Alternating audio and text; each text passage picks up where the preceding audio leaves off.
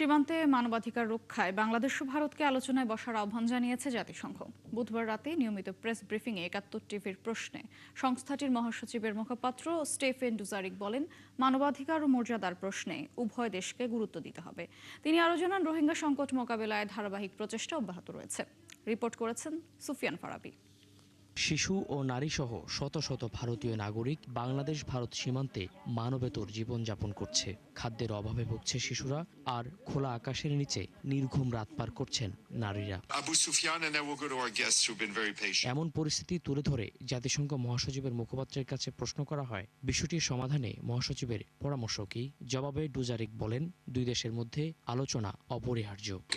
আমরা মনে করি জনগণের মানবাধিকার ও মানবিক মর্যাদার প্রতি পূর্ণ সম্মান প্রদর্শন করে আলোচনার মাধ্যমে এই সমস্যার সমাধান করা উভয় দেশের উপরই বর্তায়।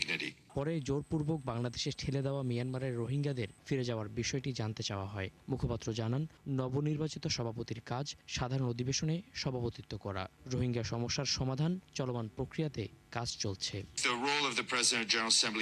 আমরা মনে করি সাধারণ পরিষদের সভাপতির ভূমিকা হলো সাধারণ পরিষদের সভাপতিত্ব করা। সুতরাং মহাসচিব এবং সাধারণ পরিষদের সভাপতির মধ্যকার আলোচনা সাধারণ পরিষদের বিষয়াবলীকে কেন্দ্র করেই হবে এবং রোহিঙ্গা ফাইল নিয়ে কাজ চলতে থাকবে।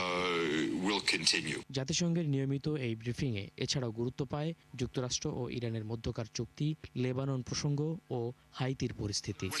What is your question? Sufian Farabi, ৭১, Dhaka.